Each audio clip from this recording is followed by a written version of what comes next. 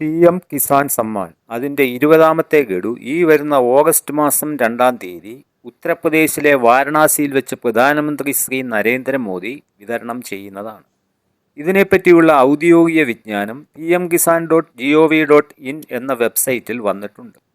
ഈ പ്രാവശ്യം ഏതാണ്ട് 9.70 കോടി കർഷകർക്കാണ് ഇതിൻ്റെ ആനുകൂല്യം ലഭിക്കുന്നത്.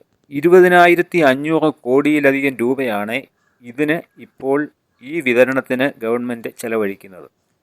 വർഷം തോറും 6,000 രൂപ 3 ഗഡുക്കളായി കർഷകരുടെ ബാങ്ക് അക്കൗണ്ടിലേക്ക് നേരിട്ടെത്തിക്കുന്ന ഒരു പദ്ധതിയാണ് ഇത്.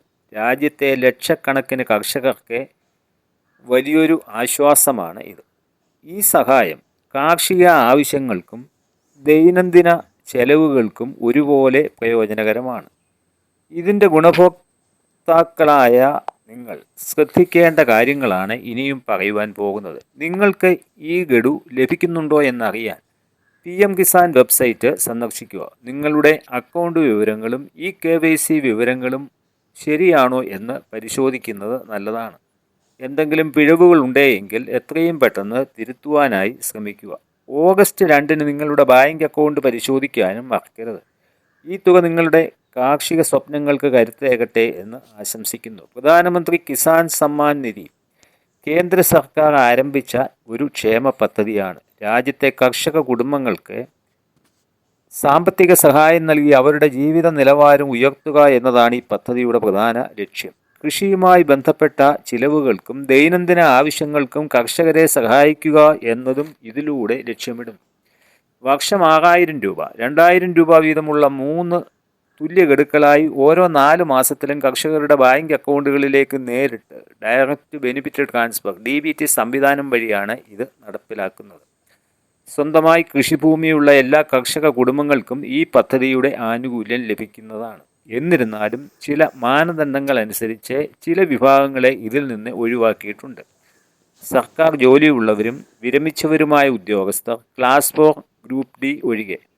അതുപോലെ പ്രതിമാസം 10,000 രൂപയോ അതിൽ കൂടുതലോ പെൻഷൻ ലഭിക്കുന്നവർ, കഴിഞ്ഞ അസസ്മെൻറ്റ് വർഷത്തിൽ ആദായനികുതി അടച്ചവർ, ഡോക്ടർമാർ, എഞ്ചിനീയർമാർ, വക്കീലന്മാർ, ചാർട്ടേഡ് അക്കൗണ്ടന്റുമാർ തുടങ്ങിയ പ്രൊഫഷണലുകൾ ഇപ്പോഴോ മുൻപുള്ളതുമായ മന്ത്രിമാർ, MPമാർ, MLAമാർ, ജില്ലാ പഞ്ചായത്ത് പ്രസിഡന്റുമാർ തുടങ്ങിയ ഭരണഘടനാ പദവിയിലുള്ളവർക്ക് ഈ പദ്ധതിയിൽ ചേരുന്നതിന് കഴിയുകയില്ല. ഈ പദ്ധതി 2018 ഡിസംബർ 1 മുതലാണ് പ്രാബല്യത്തിൽ വന്നത്. 2019 ഫെബ്രുവരി 24-ന് ഉത്തർപ്രദേശിലെ ഗോരഖ്പൂരിൽ വെച്ച് ശ്രീ നരേന്ദ്രമോദി കർഷകർക്ക് ആദ്യത്തെ ഗഡു വിതരണം കൈമാറിക്കൊണ്ട് പദ്ധതി ഔദ്യോഗികമായി ഉദ്ഘാടനം ചെയ്തു. ഇനിയും ഈ പദ്ധതിയിലേക്ക് എങ്ങനെ അപേക്ഷിക്കാമെന്ന് നോക്കാം. ഓൺലൈനിലൂടെയാണ് ഇതിൻ്റെ അപേക്ഷ ഇപ്പോൾ സമർപ്പിക്കുവാൻ കഴിയുന്നത്. കിസാൻ സമ്മാൻ്റെ ഔദ്യോഗിക വെബ്സൈറ്റ് സന്ദർശിച്ച് അതിൽ pmkisan.gov.in എന്നത് സന്ദർശിച്ച് അതിലുള്ള ഫാർമേഴ്സ് കോർണർ വിഭാഗത്തിലെ ന്യൂ ഫാർമർ രജിസ്ട്രേഷൻ എന്ന ഓപ്ഷൻ തിരഞ്ഞെടുത്ത് അപേക്ഷിക്കാവുന്നതാണ്. അക്ഷയ അല്ലെങ്കിൽ അടുത്തുള്ള കോമൺ സർവീസ് സെൻറ്റർ CSC സെൻറ്ററുകൾ വഴിയും ഇതിന് അപേക്ഷിക്കാവുന്നതാണ്.